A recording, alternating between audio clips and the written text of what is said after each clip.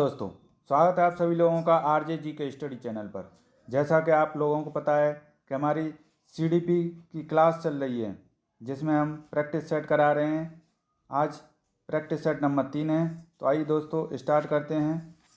पहला क्वेश्चन है, विकास है एक आयामी, एक दिशीय में बदलाव किया जा सकता है, आनुवंशिक द्वारा पूर्ण रूप से निर्धारित होता है। बताइए दोस्तों, कौन सा आंसर सही होगा। आंसर है ऑप्शन ए, एक आयामी होता है विकास। अगला क्वेश्चन है,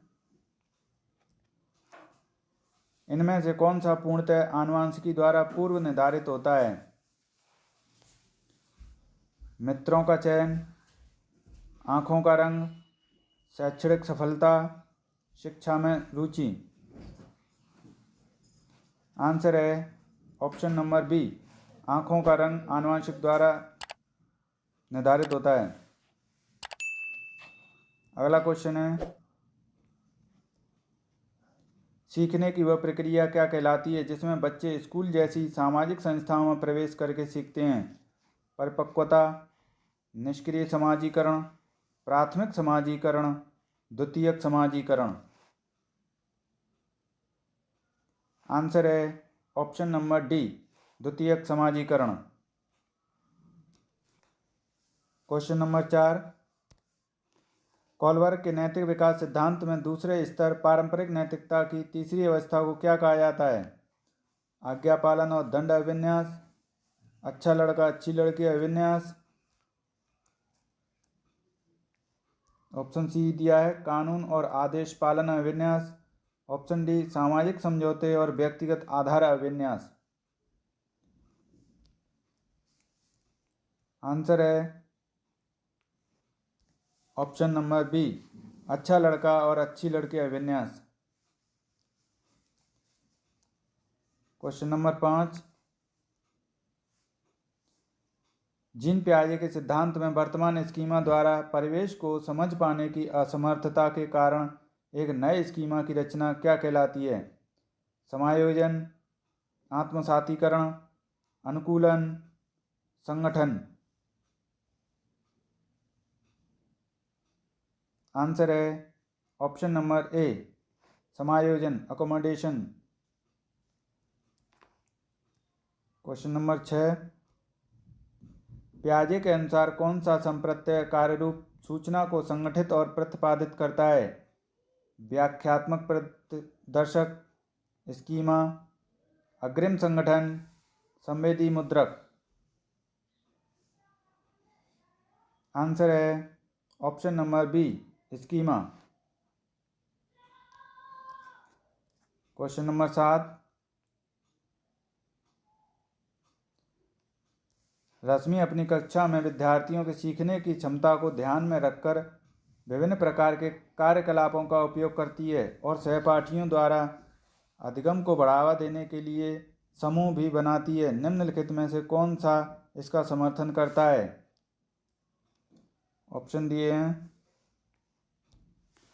ए, सिगमंड फ्राइड का मनोयौनिक सिद्धांत, लेव वाइगोत्स्की का सामाजिक सांस्कृतिक सिद्धांत, लॉरेंस कॉलबर्ग का नैतिक विकास सिद्धांत, या बीएफ स्किनर का व्यवहारवादी सिद्धांत। आंसर है option number B, Lev Vygotsky का सामाजिक सांस्कृतिक सिद्धांत। क्वेश्चन नंबर 8, इनमें से कौन सा अध्यापक द्वारा पाठ का उदाहरण नहीं है। अनुकरण के लिए कौशलों का प्रदर्शन करना, रटना, इशारे एवं संकेत कर, सहपाठियों संग साझा शिक्षण।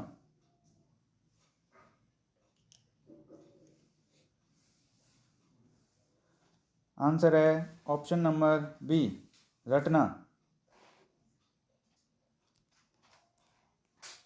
क्वेश्चन नंबर 9, निम्न में से कौन सी शिक्षा शास्त्रीय पद्धति एक संरचनावादी कक्षा के लिए उपयुक्त नहीं है। बहुआयामी परिप्रेक्ष्यों का प्रोत्साहन, सामूहिक सहयोगिता, वेधन व दोहराव, प्रायोगात्मकता। आंसर है ऑप्शन नंबर सी, वेधन व दोहराव। जहाँ ड्रिल एंड रिकॉल आ जाए वो नेगेटिव पॉइंट होगा, वो उसका हो ही नहीं सकता। क्वेश्चन नंबर 10, निम्न में से किसने सामान्य बुद्धि के विचार को नकारा और बुद्धि को अनेक विशिष्ट संसाधन संक्रियाओं के पदों के रूप में परिभाषित किया? चार्ल्स स्पीयरमैन ने, अल्फ्रेड बिने ने, थियोडोर साइमन ने, हॉवर्ड गार्डन ने? आंसर है option number D, Howard Gardner ने। क्वेश्चन नंबर 11, एक संरचनावादी कक्षा में निम्न में से किस पर महत्व दिया जाना चाहिए? संकलनात्मक मूल्यांकन, संरचनात्मक मूल्यांकन, एक आयामी मूल्यांकन या मानकीकृत एवं समान मूल्यांकन? आंसर है option number B, formative assessment, संरचनात्मक मूल्यांकन पर। क्वेश्चन नंबर 12, वाइगोत्स्की के सिद्धांत के अनुसार निजी संवाद बच्चों के आत्मकेंद्रितता का घोतक है, बच्चों के क्रियाकलापों और व्यवहार का अवरोधक है, जटिल कार्य करते समय बच्चे को उसके व्यवहार संचालन में सहायता देता है, यह संकेत देता है कि संज्ञान कभी भी आंतरिक नहीं होता? आंसर है ऑप्शन नंबर सी, जटिल कार्य करते समय बच्चे को उसके व्यवहार संचालन में सहायता देता है। 13 नंबर क्वेश्चन, लड़कियों को गुलाबी कपड़ों और गुड़ियों से जोड़ा जाता है और लड़कों को नीले कपड़ों एवं कारों से जोड़ा जाता है, यह किस को दर्शाता है? जेंडर निरंतरता, जेंडर सशक्तिकरण, जेंडर विविधता, जेंडर रूढ़िवादिता? आंसर है ऑप्शन नंबर डी, जेंडर रूढ़िवादिता को दर्शाता है। क्वेश्चन नंबर 14, एक संरचनावादी कक्षा में अध्यापक और छात्रों की क्या भूमिका होती है? ऑप्शन ए दिया है, कक्षा में शिक्षक व विद्यार्थी दोनों निष्क्रिय होते हैं, बिल्कुल नहीं। छात्र क्रियाशील हैं परंतु अध्यापक निष्क्रिय हैं, अध्यापक और छात्र दोनों क्रियाशील हैं, अध्यापक क्रियाशील हैं परंतु छात्र निष्क्रिय हैं। आंसर है ऑप्शन नंबर सी, अध्यापक और छात्र दोनों ही क्रियाशील हैं, ये सबसे बेस्ट आंसर होगा। क्वेश्चन नंबर 15, रमनी की कक्षा में एक दृष्टिबाधित छात्र है, एक समावेशित कक्षा में इस संदर्भ में उसे क्या निर्देशात्मक समायोजन करने चाहिए?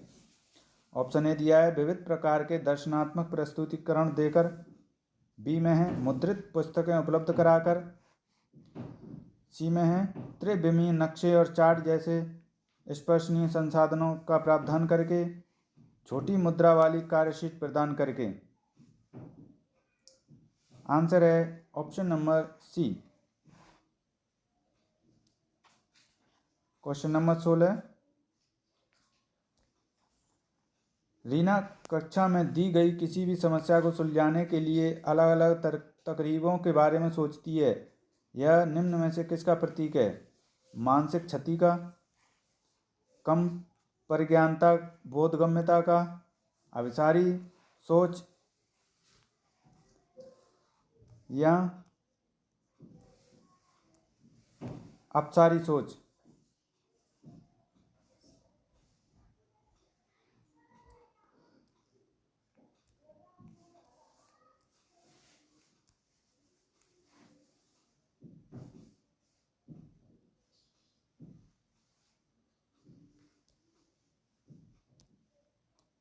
आंसर है option number D,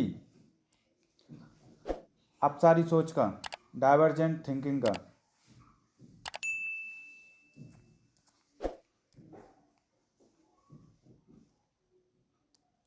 question number 17 देखेंगे, राजू 61 के स्थान पर 16 लिखता है और बी और डी अक्षरों में अक्सर भ्रमित होता है। यह किसके प्राथमिक लक्षण हैं? पठन वैकल्य के, स्वलीनता क्रम विकार के, शैक्षणिक असहायता या लेखन वैकल्य। आंसर है option number D,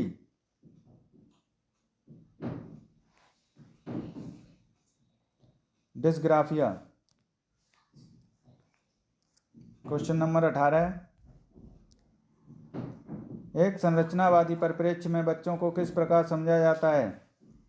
option A, निष्क्रिय प्राणी के रूप में, छोटे वयस्कों के रूप में, सी, दुष्ट जीव के रूप में जिन्हें सभ्य बनाने की जरूरत है, डी ऑप्शन है अपने पर्यावरण को समझने की उत्सुकता के लिए। आंसर है option number D. Question number 19, बच्चों की असफलता के संदर्भ में निम्न में से कौन सा कथन सही है? बच्चों की असफलता का गुणरोपण हमेशा उनके आनुवंशिक दोषों को किया जा सकता है। बच्चों की असफलता का कारण व्यवस्था द्वारा बच्चों को व्यक्तिगत जरूरतों को अनदेखा करना है।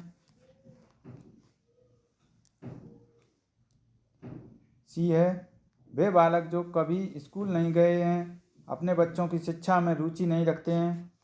डी ऑप्शन है, हाशिए पर रहने वाले समुदायों के बच्चों अकादमिक सफलता प्राप्त करने में सक्षम नहीं हैं।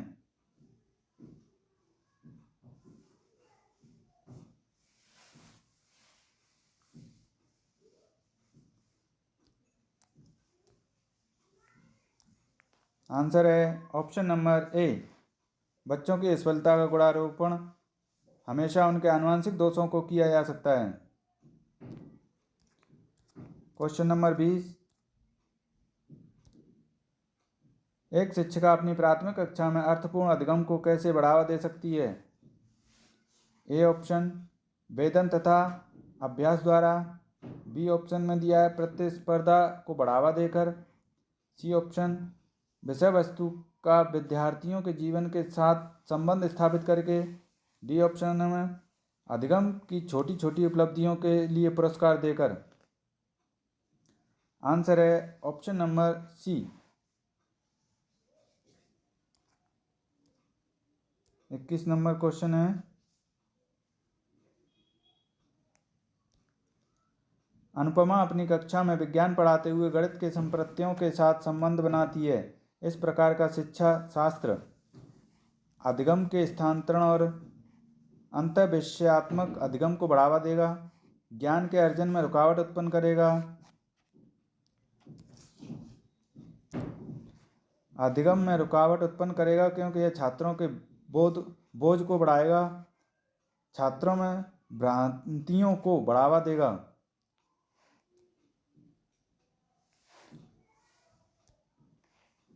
आंसर है option number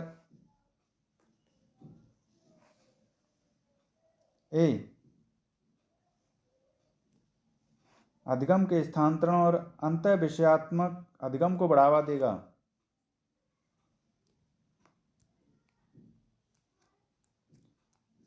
question number 22, bike की सवारी करने की प्रक्रिया, धुले कपड़ों को तय करने की प्रक्रिया और 7 वर्ष की उम्र में एक पेड़ पर चढ़ने का अनुभव, ये जानकारियाँ किस स्मृति में संगठित होती हैं? अल्प अवधि स्मृति, दीर्घ अवधि स्मृति, संवेदिक स्मृति या कार्यकारी स्मृति। आंसर है ऑप्शन नंबर बी, दीर्घ अवधि स्मृति में।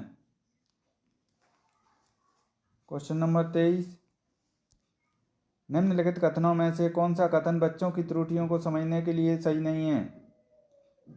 यह कक्षा में छात्रों के ग्रेड और पदों को निर्धारित करने में मदद करता है, शिक्षक को छात्रों की अवधारणात्मक समझ से अवगत कराता है, शिक्षण अधिगम प्रक्रिया में त्रुटि की समझ सार्थक है क्योंकि यह अधिगम प्रक्रिया का सहज हिस्सा है, यह बच्चों की सोच में अंतर्दृष्टि प्रदान करता है। आंसर है option number C. Question number 24, किस प्रकार की प्रेरणा उन गतिविधियों से जुड़ी है जो अपने आप में आनंददायक व संतोषजनक है? आंतरिक अभिप्रेरणा, गुण विषयक अभिप्रेरणा, बाह्य अभिप्रेरणा, स्थिति विषयक अभिप्रेरणा। आंसर है option number A. 25 number question है, बाइक की सवारी करने की प्रक्रिया, क्वेश्चन रिपीट हो गया, इसका होगा ऑप्शन नंबर बी।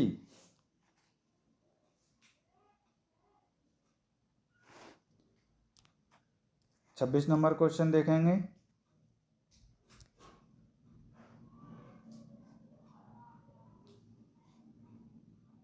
निम्नलिखित कथनों में से कौन सा कथन बच्चों की त्रुटियों को समझने के लिए सही नहीं है?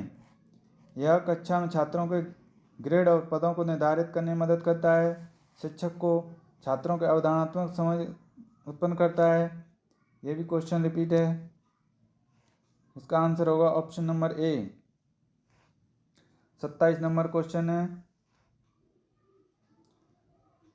27 भी रिपीट है। 28 नंबर क्वेश्चन, शिक्षिका की अपने विद्यार्थियों से अपेक्षाएं क्या हैं? ऑप्शन ए में दिया है उनके अधिगम पर महत्वपूर्ण प्रभाव डालती हैं। अपेक्षाओं का विद्यार्थियों के अधिगम में कोई सहसंबंध नहीं है। विद्यार्थियों के अधिगम और उनकी स्वयं की क्षमता पर किसी प्रकार का प्रभाव नहीं डालती हैं। बच्चों के अधिगम के लिए एकमात्र निर्धारक हैं। आंसर है option number A. 29 number question, बाल केंद्रित शिक्षा कक्षा का सृजन किसके द्वारा किया जा सकता है? शिक्षार्थियों को उनके निष्पादन के बारे में समय पर प्रतिपुष्टि देकर, विद्यार्थियों को प्रश्न पूछने से हतोत्साहित करके और उन्हें निष्क्रिय रखकर, बारंबार परीक्षा लेकर और शिक्षार्थियों को बीच बीच में भय की अवस्था में रखकर, विद्यार्थियों में प्रतिस्पर्धा प्रोत्साहित करके।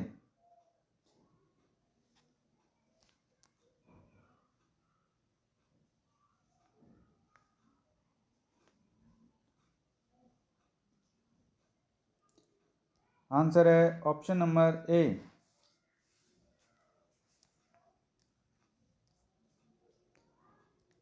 30 नंबर क्वेश्चन, राष्ट्रीय शिक्षा नीति 2020 क्या प्रस्तावित करती है? विद्यालय की पाठचर्या की विषय वस्तु में कटौती, विद्यालय की पाठचर्या के लचीलेपन में वृद्धि,